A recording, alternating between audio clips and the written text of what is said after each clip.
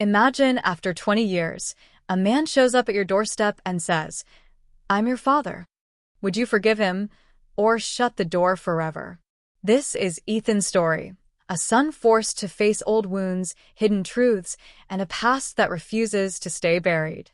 My name is Ethan Gardner. I'm 30 years old, and I'm an engineer.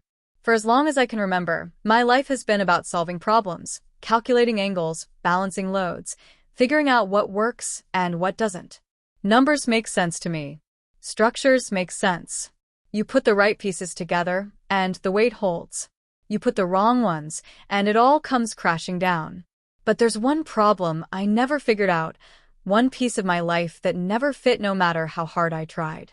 Why my dad walked out when I was 10 years old. It had been 20 years since that night, and I thought I'd buried that question deep enough to never think about it again. Until the night he showed up on my doorstep. It was late, around 9:30 on a Tuesday. I had just finished cleaning up after dinner when the knock came. Not the casual kind, not the impatient pounding kind either. Just steady. 3 knocks. A pause. Then 3 more. Something in the rhythm unsettled me. I grabbed the doorknob, and when I pulled the door open, I froze. A man stood there, shoulders hunched, eyes shadowed by the porch light. His hair was thinner and grayer than I remembered. His face had the lines of time carved deep into it. But I knew him. "Ethan, it's me. Your dad." His voice trembled like he wasn't sure if I'd slam the door in his face or let him in. For a second, my whole body locked up. My hand gripped the doorknob so tightly I could feel the cold metal digging into my palm. 20 years. 2 full decades since I'd seen him. 2 decades since he packed his bags and walked out, leaving my mom, my brother Michael, my sister Sophie, and me behind. And now here he was, standing on my porch like he had any right to. My chest tightened, my thoughts spinning. Part of me wanted to slam the door shut, lock it, and pretend this was just some ghost dredged up from the past. Another part of me, the kid who used to wait at the window, hoping his dad would come home, stood there rooted to the floor, unable to move. "Why are you here?" I asked, my voice sharper and colder than I expected. He swallowed, his Adam's apple bobbing. His hands fidgeted nervously, like he didn't know what to do with them. I just want to talk. To explain. I know I made mistakes, Ethan. But I'm trying to make things right. I let out a short, bitter laugh. Make things right? After 20 years. My arms crossed over my chest, my stance closing off the space between us. Where were you when Mom couldn't afford groceries? Where were you when Michael needed therapy? Or when Sophie cried herself to sleep because she thought it was her fault you left? His shoulders slumped, his weathered face tightening like the words cut into him. And for just a moment, I thought I saw something flicker in his eyes. Regret. Maybe even shame. "I didn't mean for things to get so bad," he said quietly, almost like he was talking to himself. "I wasn't in a good place back then." Well, I snapped. We weren't in a good place either. But we didn't get to walk away from it. The air between us grew heavier, thick with all the years of silence. My memories stirred, unbidden and sharp. I was 10 when it happened. 10 years old, brushing my hair before bed, when my dad walked into my room. "Hey, kiddo," he'd said softly, sitting on the edge of my bed. His voice was gentle in a way that felt wrong, like he was forcing it. "I just wanted to say goodbye." "Goodbye? Where are you going?" I'd asked, confusion knotting my stomach. "I'm heading out for a while." He tried to smile, but it didn't reach his eyes. "I'll see you soon, okay?" But soon never came. That was the last time I saw him until now. The weeks before that night had been nothing but shouting, doors slamming, arguments about money, stress, and exhaustion. Even as a kid, I knew something was breaking inside our house. My mom, Linda, would plead with him. "Richard, we're a family. We're supposed to handle this together." But his reply always echoed in my head. "I can't, Linda. I'm drowning here." And then one night, he just left. Now, standing in the doorway of my home 2 decades later, staring at the man who once called himself my father, I felt that same storm cloud hovering over me. "Why now?" I finally asked, my voice cold. After all this time, why show up? He rubbed the back of his neck, a nervous habit I remembered all too well. I know it's been a long time and I can't change that. But I just want to reconnect. I'm not asking for anything else. I shook my head, my chest tightening. I can't do this right now. He nodded slowly, eyes dropping to the ground. I understand. I'll give you some time. But I'll come back in a few days. I hope you'll let me in then. I didn't respond, Didn't nod. didn't shake my head. I just stood there as he walked down the steps and disappeared into the night, leaving me frozen in the doorway, my thoughts spinning out of control. The moment I shut the door, I grabbed my phone and dialed Mom. My hands shook as I held the phone to my ear. She answered on the second ring. Ethan? What's wrong? He showed up. I blurted out, my throat tight. Dad. He was at my house just now. There was a pause. When she spoke again, her voice was firm, but underneath it, I could hear the tension. He came here last week. I stopped pacing. What? Why didn't you tell me? Because I didn't want to upset you. She sighed. He said he wanted to talk. To reconnect. I told him no. I told him it's too late for that. And then what? I asked, gripping the phone like it might crack under the pressure. Then he left. Her voice was quieter now. But Ethan, listen to me. You don't owe him anything. Don't let him twist things and make you feel guilty. He made his choice when he walked out that door 20 years ago. Her words should have settled me. They should have been enough. But instead, they just stirred up more. He said he's coming back in a few days, I whispered. Mom let out a long sigh. Just be careful. Don't let him get into your head. You're stronger than that. I nodded, even though she couldn't see me. Strong. That's what she thought I was. But as I hung up, I didn't feel strong at all. The next calls were to Michael and Sophie. Michael picked up after a few rings, his voice groggy. Ethan? What's going on? Has Dad shown up at your place? I asked, trying to keep my voice steady. There was a pause. Dad? No. Why would he? Wait, are you saying he's been trying to see you? He was just here, I said, pacing again. And Mom said he showed up at her place last week. Michael exhaled sharply. No, he hasn't come here. But just hearing that makes me feel sick. What does he even want? He says he wants to reconnect. The words tasted bitter even as I spoke them. Reconnect. Michael scoffed. Where was he when we needed him? He doesn't get to just come back and pretend we're a family. I didn't argue. I didn't need to. His anger mirrored mine. When I called Sophie, she answered immediately. Hey, Ethan, what's up?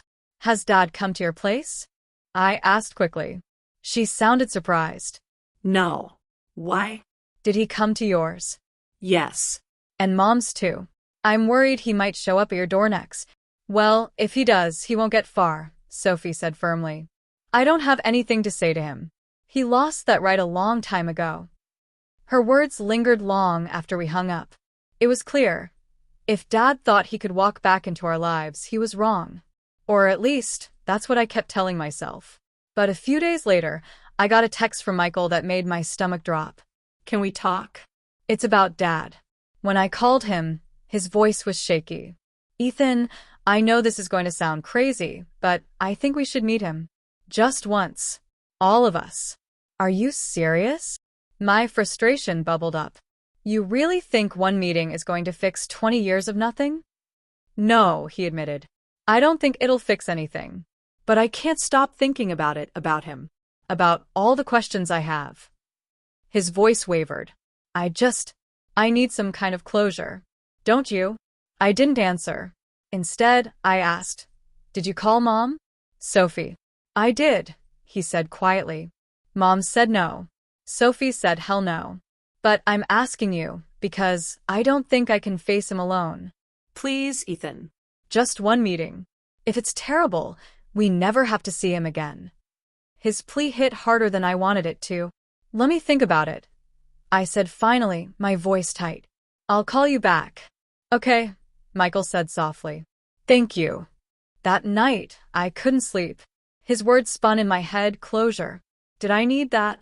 Or was this just another chance for Dad to hurt us again? I didn't know. But I did know one thing. This wasn't over. The following evening, we gathered at Mom's house. Her living room was the same as it had been for years. Soft beige walls, a floral armchair by the window, a worn rug beneath the coffee table. It smelled faintly of lavender candles and the strong coffee she always brewed in the evenings. Normally, that smell calmed me. Tonight, it only made my chest tighter. Mom sat in her chair, her hands folded neatly in her lap, her expression firm but calm. Sophie was on the couch, her arms crossed so tightly it looked like she was holding herself together with sheer force of will. Michael sat opposite her, elbows on his knees, bouncing one leg nervously. I perched on the love seat near the wall, my body stiff, like I was waiting for some invisible gavel to drop. Michael cleared his throat.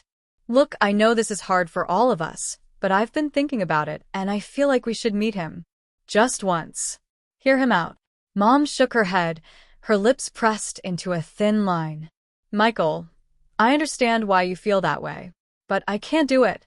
I've made my peace with the fact that your father walked out on us. I don't need to rehash it now. Mom's right. Sophie cut in sharply. He doesn't deserve the time of day. He abandoned us, Michael. Why do you even want to see him? Michael sat up straighter, his frustration flickering. Because I need to know why, Sophie. Why he left. Why he thought we weren't worth staying for. You might not care, but I do. I need to hear it, even if it's a lie. For a moment, silence filled the room. Only the ticking clock on the wall broke it. Mom sighed, her expression softening. Michael, I understand. I do. But don't expect him to give you the answers you're looking for. People like him, they don't always tell the truth. Sophie scoffed. That's an understatement. He's going to spin some sob story about how he was drowning, and we're supposed to what? Feel sorry for him? Forget the years he left us with nothing. She turned to me, her eyes narrowing.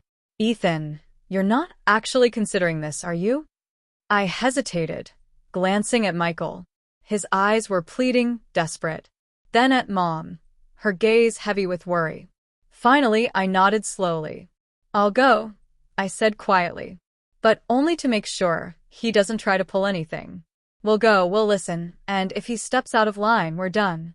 No second chances. Relief washed over Michael's face. Thank you, he whispered. Mom let out another long sigh. Be careful. Don't let him get into your heads. He's good at that. Sophie didn't say another word. She just shook her head and stared at the floor, her jaw tight with frustration. That night, I couldn't sit still. I paced my house, restless, replaying the conversation in my head. Part of me wanted to call Michael back and tell him I'd changed my mind. Another part of me wanted to show up at my dad's door and demand answers right then and there.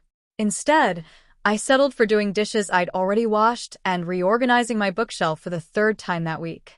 The days leading up to Saturday stretched unbearably. I threw myself into work, but even then, my concentration slipped. Every email I sent, every design I reviewed, my mind drifted back to the same question. What was I expecting to get out of this meeting? An apology? An explanation? Did I even want those things? Or was I just doing this for Michael? Every time my phone buzzed, I half expected it to be Dad canceling or Michael second-guessing himself. But it never was. Just the usual work reminders, an ad for groceries, and one short message from Michael. Still on for Saturday? By Friday night, the nerves were unbearable. I sat on my couch staring at my phone, debating whether to call Michael and back out. But I didn't. I couldn't. I'd promised him, and myself, that I'd see this through. Saturday morning, I woke up early. Too early. I tried to sleep in, but my body refused. Instead, I paced again, drank too much coffee, and mentally rehearsed what I might say when I saw him. At 1:15, I pulled up outside Michael's apartment. He was already waiting on the curb, pacing with his hands stuffed in his jacket pockets. He looked up as I parked and climbed into the passenger seat. Hey, he said, his voice tight. Hey, I replied, pulling back onto the road. You ready for this? Not even a little, he admitted with a nervous laugh. But I guess that's the point, right? We're not supposed to be ready for stuff like this. I nodded, gripping the wool tighter. Do you want to grab coffee or something? We've got time. Yeah. Yeah, that'd be good, he said quickly, like he was grateful for anything that delayed the inevitable. We stopped at a drive-through Starbucks. As we waited in line, the silence in the car grew heavier. What are you thinking? I finally asked. Michael stared out the window. I don't know. I'm scared. Not just of what he's going to say, but of what it's going to do to me. What if I leave this meeting feeling worse than I already do? I handed him his coffee when we got to the window. I've been asking myself the same thing all week, I admitted. But we're doing this together. If it's bad, we walk away and don't look back. Michael nodded, clutching his cup like it was an anchor. Agreed. When we pulled into Brookside Park, my heart started pounding. The autumn air was crisp, the trees shedding orange and gold leaves onto the winding paths. The pond reflected the gray sky, ripples spreading across the surface whenever a duck paddled by. Families strolled in the distance, kids laughing near the playground, joggers moving along the trails. And then I saw him, Richard Gardner, our father, sitting on a bench by the pond, his hands clasped tightly in his lap. He looked smaller than I remembered, like the years had chipped away at him. When he spotted us, his face lit up with a tentative smile that didn't quite reach his eyes. Michael and I exchanged a glance. Without a word, we walked over and sat on the bench across from him. The air was heavy, the silence thick, like the weight of 20 years was pressing down on all three of us. Dad cleared his throat. Thank you for coming, he said softly. I wasn't sure you would. Michael leaned forward, his elbows on his knees. We almost didn't, he said bluntly. So here we are. What do you want, Dad? Dad winced at the word Dad, like he wasn't sure he still deserved it. I don't want anything, he said, his hands fidgeting. Except a chance to explain. I know I hurt all of you. I know I let you down in ways I can never take back. But I want you to understand it wasn't because I didn't love you. My jaw tightened. Then what was it? Because from where I'm sitting, it sure felt like you didn't. He looked at me, his eyes heavy with regret.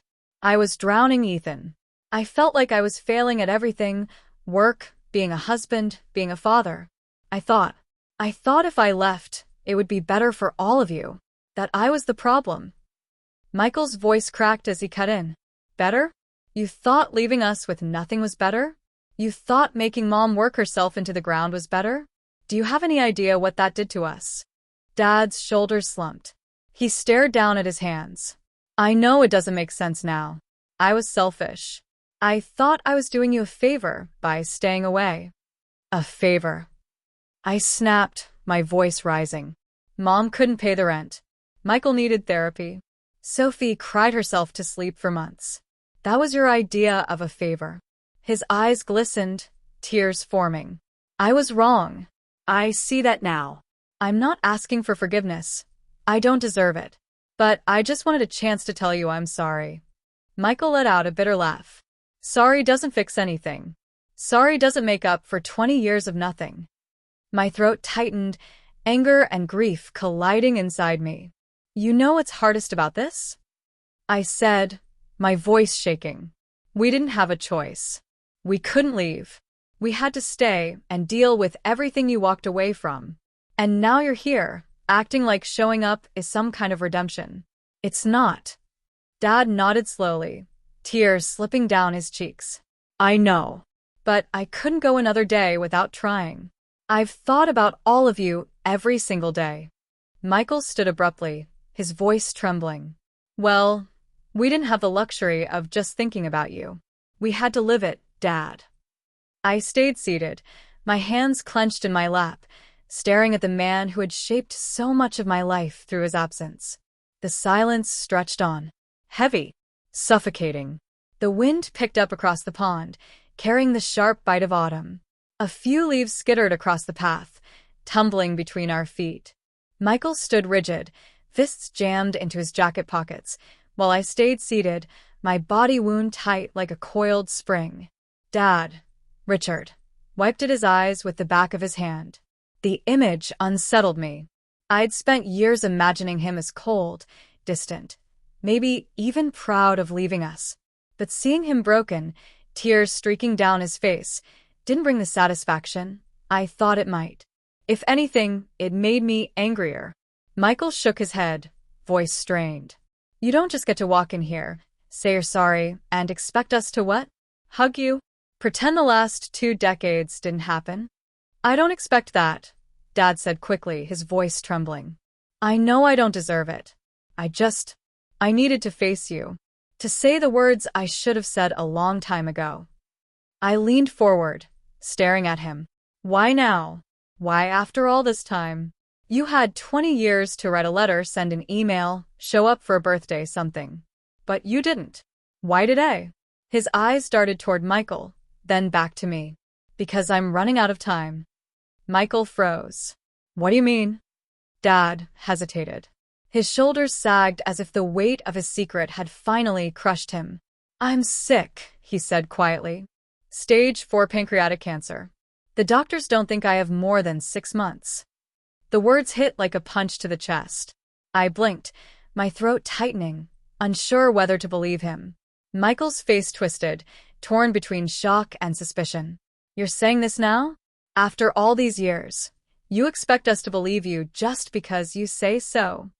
Dad pulled a folded piece of paper from his jacket pocket and slid it across the bench toward us. Michael picked it up with shaking hands. It was a medical report stamped and signed.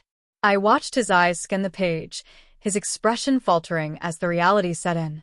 He handed it to me wordlessly. My stomach churned as I read the words. Diagnosis. Metastasis. Prognosis. Poor. I set the paper down on the bench, my hands trembling. So what? You show up now because you're dying? You couldn't live with the guilt, so you dump it on us before you go. Richard's voice cracked. I didn't come to dump anything on you. I came because I don't want to die without you knowing the truth. Michael's head snapped up. The truth? What truth? We already know you left. That's it. Dad shook his head slowly. No. You don't know everything. There's more to the story, things your mother never told you. My blood ran cold. What are you talking about? Richard looked down at his hands, twisting them together. When I left, it wasn't only because I was overwhelmed. Your mother and we had secrets. Arguments you kids never heard. Choices that were made behind closed doors. Michael frowned, his voice sharp. Don't you dare blame Mom. She held us together when you walked out. I'm not blaming her, Dad said quickly. She did everything for you. She was stronger than I ever was. But she wasn't completely honest with you. About me. About why I left. My chest tightened, confusion and dread battling inside me. Spit it out, Richard. What are you saying? He lifted his eyes, tears glistening in the corners. His voice was low, but steady. I didn't just walk out. I was forced out. The words hung in the air like a thunderclap. Michael blinked, stunned. What? Forced? By who? Richard swallowed hard. By your mother. The silence that followed was deafening. My pulse roared in my ears. That's not possible, I said, my voice breaking. Mom would never. She would never kick you out. She begged you to stay. I remember the night. You remember what you saw, Richard interrupted gently. But you didn't hear what happened behind closed doors. Your mother gave me an ultimatum. She told me, if I didn't leave, she'd make sure you kids hated me. She said it would be easier for you to grow up despising me than to live with the truth about who I really was. Michael's voice shook with rage. You're lying. You're trying to rewrite history to make yourself look better. I wish I was, Richard whispered. But it's the truth. She told me if I stayed, she'd expose things that would have destroyed me. Things at work, things I'm not proud of. I was already failing. She knew it, and she made her choice. I stood abruptly, my chest heaving. The world tilted beneath me, leaves swirling in the wind as though the earth itself was reacting to his words. Stop, I said, my voice shaking. Stop trying to poison us against her. She's the one who raised us. She's the one who stayed. Don't you dare put this on her. Richard's eyes met mine, raw and desperate. Ethan, I swear to you, I'm not saying she didn't love you. She did. Everything she did was for you. But she also made sure I was gone. She believed it was the only way. Michael's breathing grew heavy, ragged. His fists clenched at his sides, his face twisted with a storm of emotions. Enough, he snapped. I can't do this. I can't sit here and listen to you tear Mom down to save face. He turned to me, his voice cracking. Let's go, Ethan. Now. I looked between my brother and my father, my heart splitting in two. Michael's eyes burned with fury, Richard's with sorrow. And in that moment, I realized the truth wasn't just a matter of facts. It was a choice. Michael stormed off first, his footsteps crunching across the leaves, quick and angry. I hesitated for a moment, torn between following him and staying. Richard sat slumped on the bench, shoulders shaking, tears glistening in the corners of his eyes. Ethan, he called softly, his voice breaking. Please. Just think about what I said. Don't dismiss it without asking her. I didn't answer. I turned and followed my brother. We drove back in silence. Michael stared out the window, his jaw clenched, his hands twisting the coffee cup until it crumpled. Finally, he muttered, "He's lying. He has to be. Mom would never do that." I kept my eyes on the road. You don't know that. His head snapped toward me. Are you serious? You actually believe him? I don't know what to believe. I snapped, slamming my palm against the steering wheel. Everything I thought I knew just got flipped upside down, Michael. I'm not saying he's telling the truth, but what if there's something Mom never told us? Michael shook his head furiously. No. She's the reason we survived. Don't let him twist this. But doubt had already planted itself deep in my chest. That night, I couldn't sleep. I lay awake staring at the ceiling, replaying Richard's words in my head. She forced me out. She thought it was the only way. By morning, I knew I couldn't live with the question unanswered. So that evening, I drove to Mom's house. She was in the kitchen, wearing her usual apron, stirring a pot of stew. The smell of rosemary and garlic filled the room. It should have comforted me, but instead it only made my throat tighten. "Hey, sweetheart," she said warmly. "How did it go yesterday?" I froze in the doorway.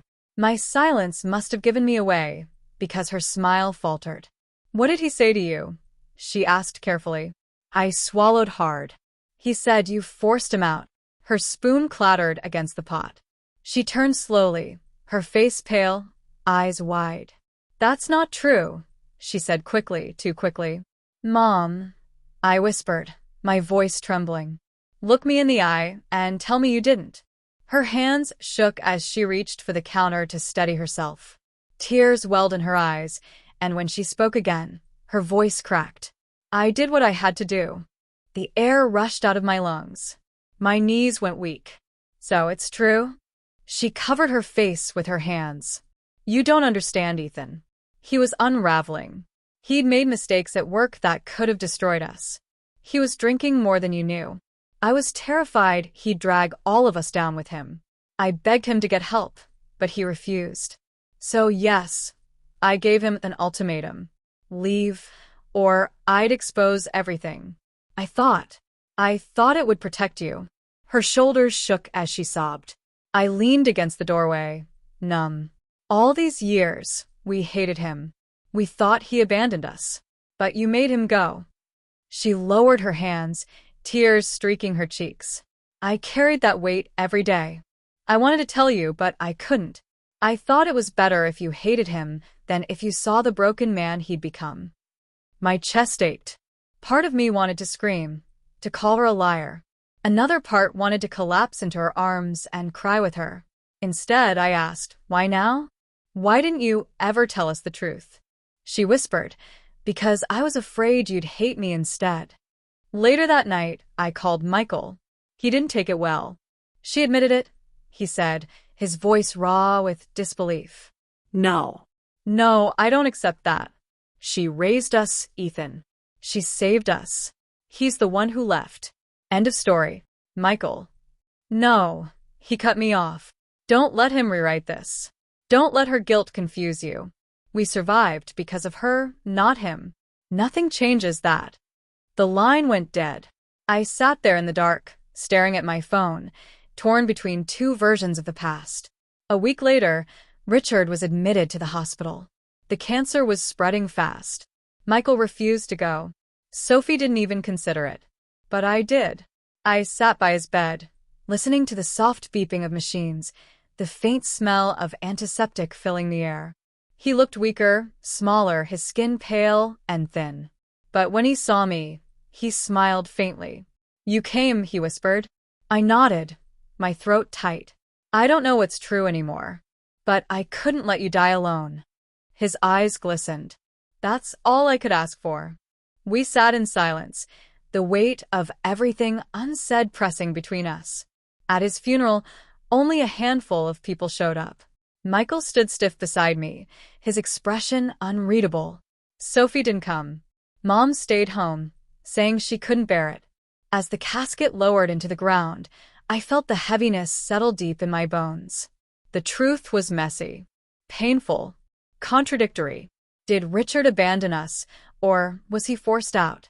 Was Mom protecting us, or deceiving us? Maybe both could be true. All I knew for certain was this: the story of my family wasn't as simple as I once believed. And maybe it never would be. And with that, our story comes to an end, but the real story begins with your thoughts. What would you do if you were in this situation? Let me know in the comments.